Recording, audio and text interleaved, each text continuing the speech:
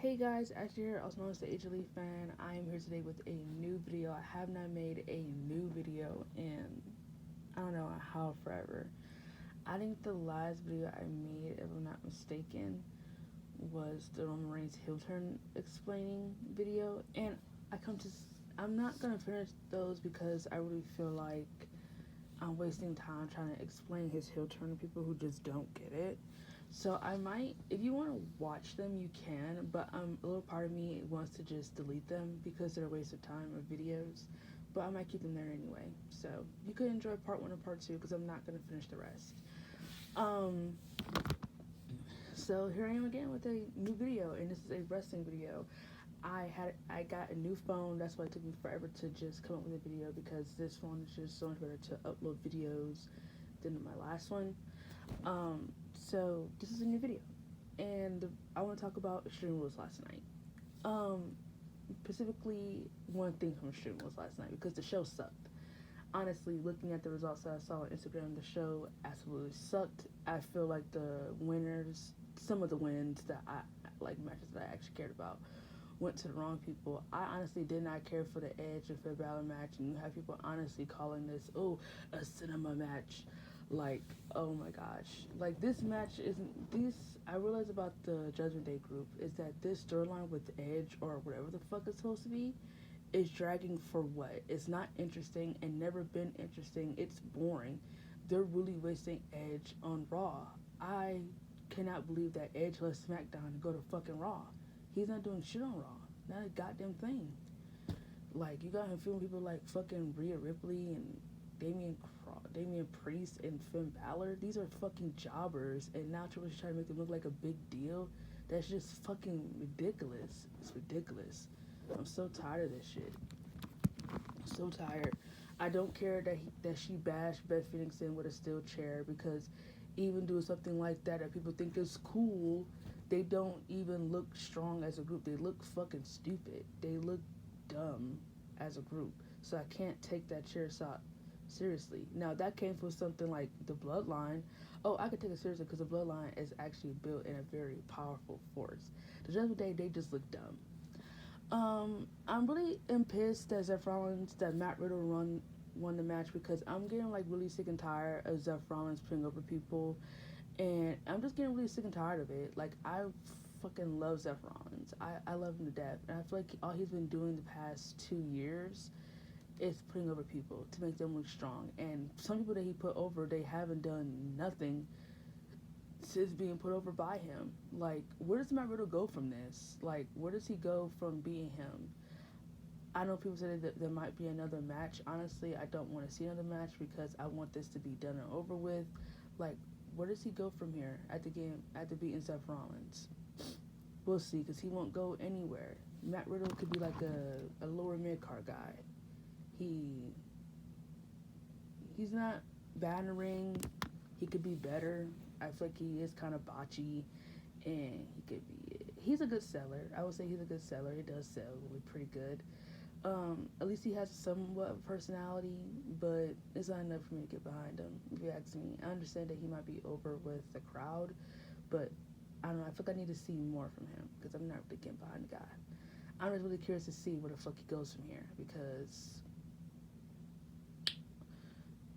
I'm just sick and tired of putting people over. Like, when are they gonna make him look strong as a character? Because he looks really weak. Like, he looks really weak, and like you can't.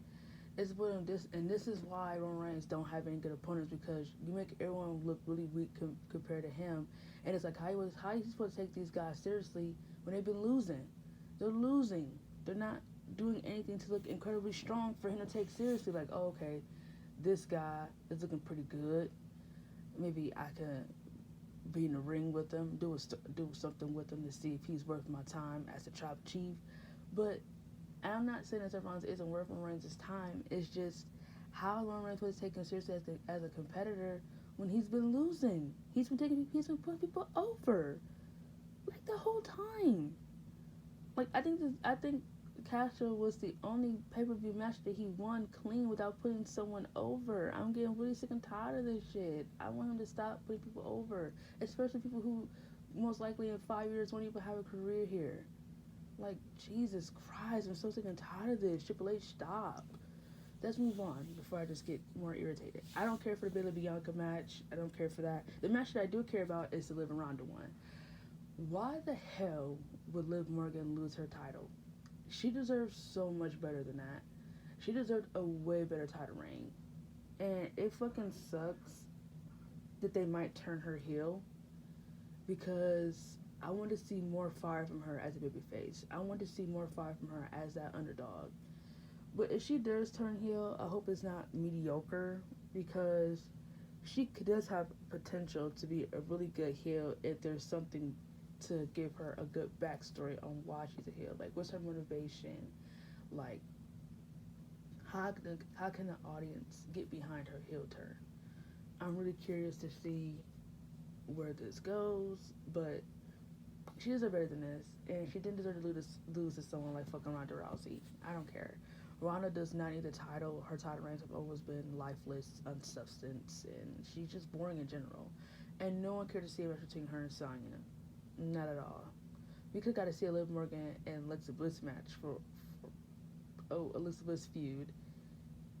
That would have sold more than Ronda and Sonya Blades.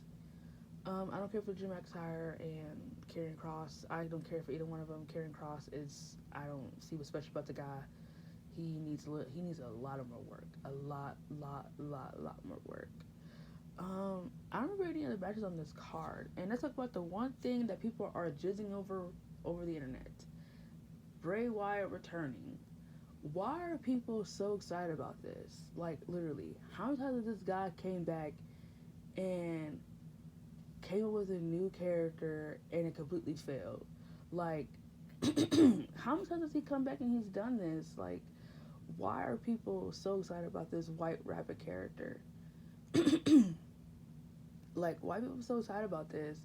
I know people are feel like, oh my gosh, you wrestling fans never give anything a chance. How? When the same guy has come back plenty of times and his characters have always failed. The Bray Wyatt the Eater of Worlds, that character failed. The Fiend failed. This character is going to fail. Like, it's just doomed to fail because his characters never have any good consistency. They always fail. They don't go anywhere. And the only way his character could be interesting is if he corrupts another female wrestler. Because I bet that was the only interesting thing about the Fiend was the fact that he had a partnership with Alexa Bliss. Alexa Bliss made him interesting, and plus she carried that feud with him. It was really more of a Randy Orton Alexa Bliss feud, not really a Randy Orton Bray Wyatt feud. He should have been fighting Alexa Bliss at WrestleMania. You ask me. That I would love to see something like that. Maybe if they do turn Liv Morgan heel, he can corrupt Liv Morgan and make her whatever the hell this is, whatever the fuck the White Rabbit is supposed to be. But honestly, I have no hope for this either because his characters always fail. They always go down the drain. They always go down the toilet. And I know they're trying to come up with these new people to face Roman Reigns, but do you honestly think Roman Reigns is going to take a guy like him, who's been fired, who's had characters from right to left, and they've always failed? Do you think Roman Reigns is going to take that guy, is going to take him seriously? No, he's not. Just like he's not taking Logan Paul seriously either. Like, this pay-per-view fucking sucked. Looking at the results, it fucking blowed.